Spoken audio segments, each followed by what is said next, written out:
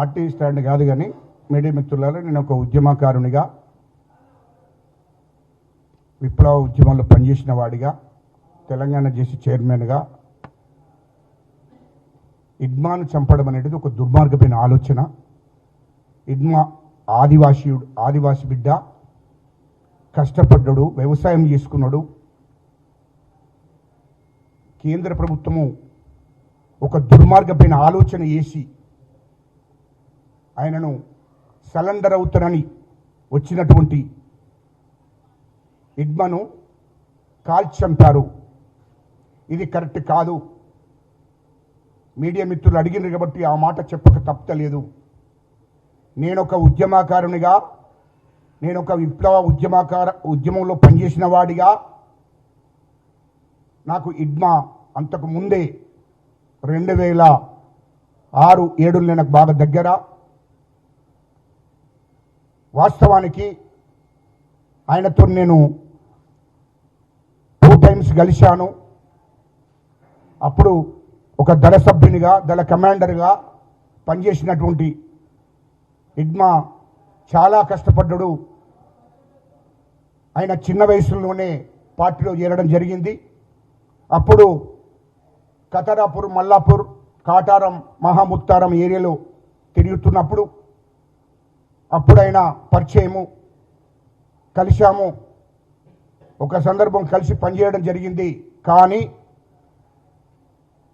ఆయన ఆదివాసి బిడ్డ కాబట్టి చంపారు. ఆయన అంటే భయము. ఇయల్లో కేంద్ర ప్రభుత్వము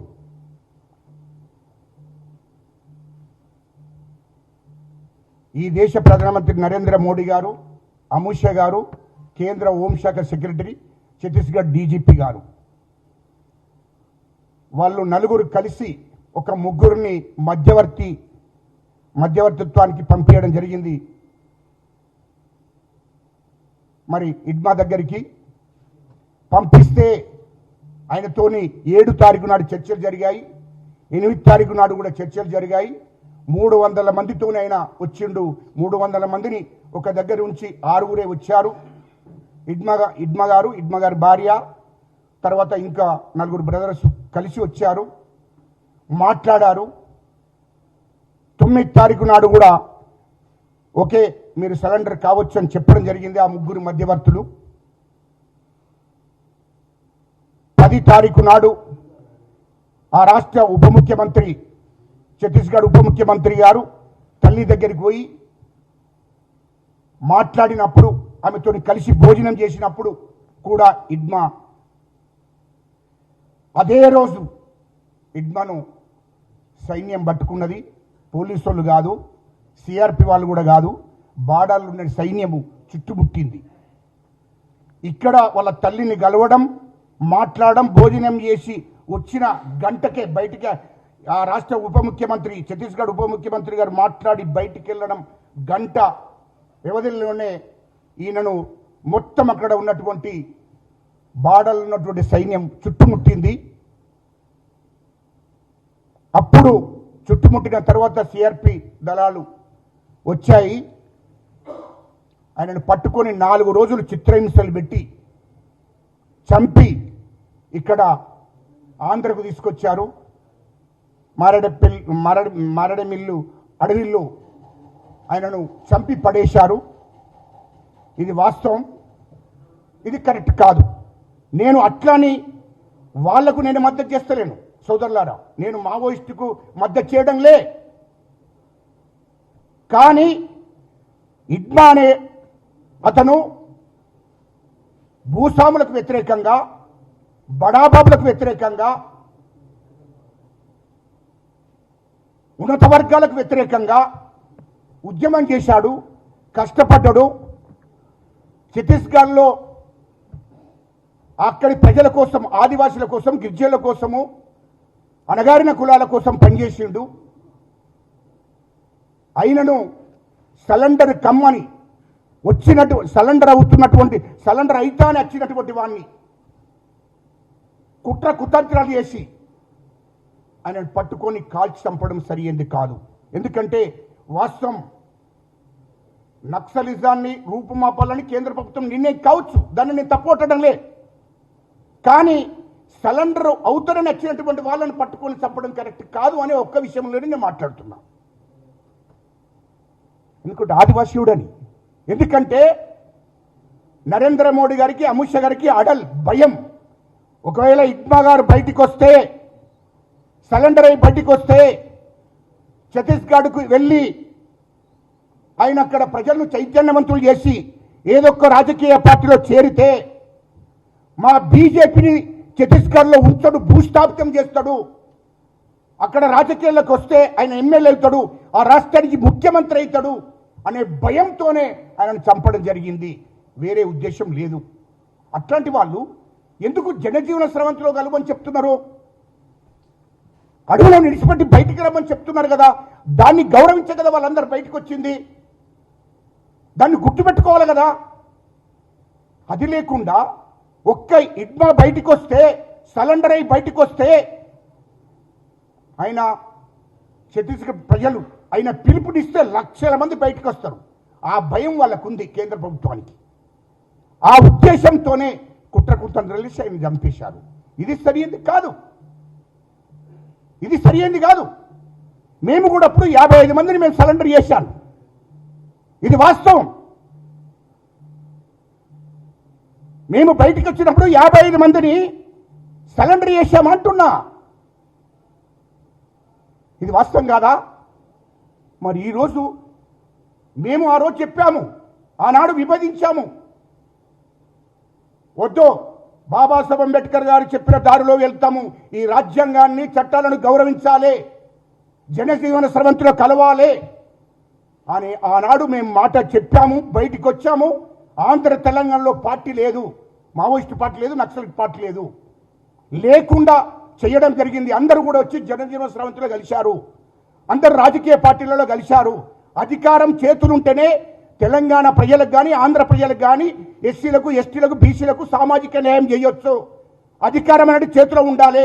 ఒక ఎమ్మెల్యేనో, ఎంపీగానో, మంత్రిగానో, ముఖ్యమంత్రి అయితేనే ఈ సామాజిక న్యాయం జరుగుతుంది. ప్రజలకు చేతిలో తుపాకీ పడితే జరగదు అనే విషయాన్ని చెప్పి ఆనాడు 55 మందిని తీసుకొచ్చి సరెండర్ చేయడం జరిగింది.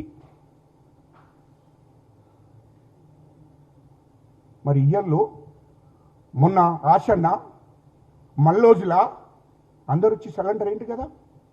ఇడ్మా కూడా 300 మందితో సరెండర్ అవుదామని ఇచ్చాడు కదా. మరి వాళ్ళందరూ కూడా హిందూ బిడ్డలే. ఇంకోటి కూడా గుర్తు చేస్తున్నా మీడియా మిత్రులారా, వీళ్ళంతా ఎవరు? మల్లోజులు ఎవరు? హిందూ కాదా? ఆశన్న ఎవరు? హిందువే కదా. వీళ్ళ గణపతి ఎవరు? హిందువే కదా. వీళ్ళు ఇడ్మా ఎవరు? హిందూ బిడ్డనే కదా. మరి నువ్వు హిందువులను గౌరవించే పరిస్థితుల్లో మీరు లేరు కదా. వాళ్ళు సామాజిక న్యాయం జరుగుతలేదు, ఇక్కడ సామాజిక న్యాయం జరగాలని భూస్వాములకు, బడాబాబులకు, మరి పెత్తందారులకు వ్యతిరేకంగా పోరాటం చేయడానికి వేను తప్ప వేరే ఉద్దేశం కాదు కదా. అయినా ఆ మార్గం తప్పు. తుపాకులను విడిచిపెట్టాలి. రాజకీయ అధికారమే ముఖ్యము. రాజకీయ అధికారం ఉంటేనే సామాజిక న్యాయం అందరికీ చేయొచ్చు. రాజ్యంలో మనం కూడా పరిపాలకులు ఉండాలి అనే లక్ష్యంతో వాళ్ళందరూ బయటకు వస్తే వాళ్ళని తీసుకుపోయి ఎన్కౌంటర్ చేయడం ఏంటి? ఈ పటతత్వం ఇంకా పాకిస్తాన్ వాళ్ళ మీద చూపించాలి. పాకిస్తాన్ మీద యుద్ధం చేసి ఎవడో ఒక ఫోన్ రాగానే మేము పాకిస్తాన్ వాళ్ళం, మేము ఆపేస్తున్నాం యుద్ధం అని వాళ్ళు చెప్పగానే ఎవడో ఒకడు ఫోన్ చేస్తే, వేరే దేశస్తుడు ఫోన్ చేస్తే నువ్వు యుద్ధాన్ని ఆపినవు.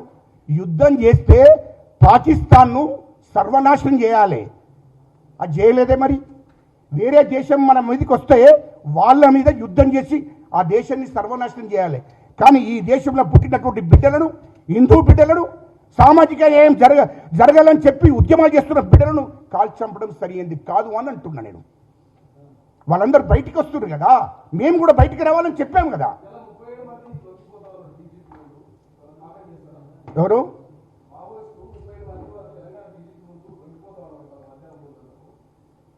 కామెంట్ ఏం లేదు, అందరూ కూడా ఖచ్చితంగా సరెండర్ కావాల్సిందే.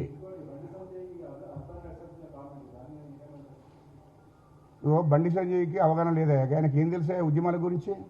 ఉద్యమాల గురించి ఏం తెలుసు? రాజకీయాల గురించి ఏం తెలుసు? ఆయనకు ఈ సామాజిక న్యాయాల గురించి తెలియదు. ఆయన ఇంకో విషయం మీరు అడిగితే చెప్తున్నా, ఆర్ఎస్ఎస్కు బీజేపీకి పచ్చిగడ్డి ఎత్తే మండేది 50 ఏళ్ళ క్రితమే. వాళ్ళకు నక్సల్స్ అన్నా సామాజిక న్యాయం అన్నా పడదు. ఎవరికి? ఆర్ఎస్ఎస్ వాళ్ళకు, బీజేపీ వాళ్ళకు. మొదట్నుండే వాళ్ళు కక్ష కట్టారు ఈ దేశంలో హిందువుల మీద, ఈ దేశంలో ఉన్నటువంటి సామాజిక న్యాయం కోసం కొట్లాడుతున్నటువంటి ఉద్యమకాల మీద ఆనాటి నుండే కక్ష కట్టారు ఆర్ఎస్ఎస్, బీజేపీ ప్రధానంగా. అసలు వాస్తవానికి ఇంకో మాట చెప్తున్నా, ఈ దేశంలో నక్సలిట్ల కన్నా, ఉగ్రవాదుల కన్నా, తీవ్రవాదుల కన్నా చాలా డేంజర్ సంస్థ ఏదైనా ఉన్నదంటే అది ఆర్ఎస్ఎస్ ఒకటే. ఆర్ఎస్ఎస్ను ఈ దేశం నుంచి బహిష్కరించాలి, ఆర్ఎస్ఎస్ సంస్థను నాశనం చేయాలి, ఆర్ఎస్ఎస్లో పనిచేసే ప్రతి ఒక్కరిని కాల్చి చంపాలి. ఇది వాస్తవం. ఇలా ఈ దేశానికి ప్రమాదం ఏదైనా ఉందంటే అది ఆర్ఎస్ఎస్ఏ. పాకిస్తాన్ తర్వాత ఆర్ఎస్ఎస్ఏ. ఇది వాస్తవం. ఇవాళ ఇక్కడ మీడియా సోదరులు చెప్తున్నారు ఇవాళ సిలిండర్ అవును ఖచ్చితంగా కావాల్సిందే. అది మావో సిద్ధాంతం, కమ్యూనిస్ట్ సిద్ధాంతాలను పట్టుకొని ఇంకా వేలాడడం వద్దు. ఖచ్చితంగా ప్రభుత్వాల దగ్గరికి వచ్చి మొత్తం గణపతన్నకు కూడా చెప్తున్నా, మా కరీంనగర్ జిల్లా ముద్దుబిడ్డ, బీర్పూర్ ముద్దుబిడ్డ, సారంగపూర్ ముద్దుబిడ్డ, మా గణపతన్నకు కూడా చెప్తున్నా, పెద్ద ఆయన, నా తండ్రి కన్నా ఎక్కువ వయసు ఉన్నటువంటి పెద్ద ఆయన అయినా కూడా గవర్నమెంట్ దగ్గరికి వచ్చి, మా ముఖ్యమంత్రి రేవంత్ రెడ్డి గారి దగ్గరికి వచ్చి సిలిండర్ కావాలని కోరుకుంటున్నా. రాజిరెడ్డి అన్నను కూడా కోరుతున్నా, సాగర్ అన్నను కూడా కోరుతున్నా, కేంద్ర కమిటీ మెంబర్లందరినీ కూడా కోరుతున్నాము. ఖచ్చితంగా మీరు కేంద్ర ప్రభుత్వం నమ్మకపోతే మా రాష్ట్ర ప్రభుత్వం ఉంది, మా ముఖ్యమంత్రి దగ్గరికి వచ్చి మీరందరూ తుపాకులు వదిలేసి వచ్చి అందరూ సిలిండర్ కానీ జనజీవన స్రవంతిలో కలవాలని కోరుకుంటున్నా. మనకు బాబాసాహెబ్ అంబేద్కర్ రాసిన రాజ్యాంగాన్ని గౌరవించి మీరు ఖచ్చితంగా బయటికి రావాలని కోరుకుంటున్నా. ఇక్కడ మనకు సామాజిక న్యాయం కోసం ఇక్కడ కొట్లాడదాము. రాజకీయ అధికారం లేకపోతే సామాజిక న్యాయం జరగదు. దయచేసి అందరూ కూడా బయటికి రావాల్సిందే, అందరూ కూడా సిలిండర్ కావాల్సిందని ఈ సందర్భంగా కోరుకుంటున్నాను.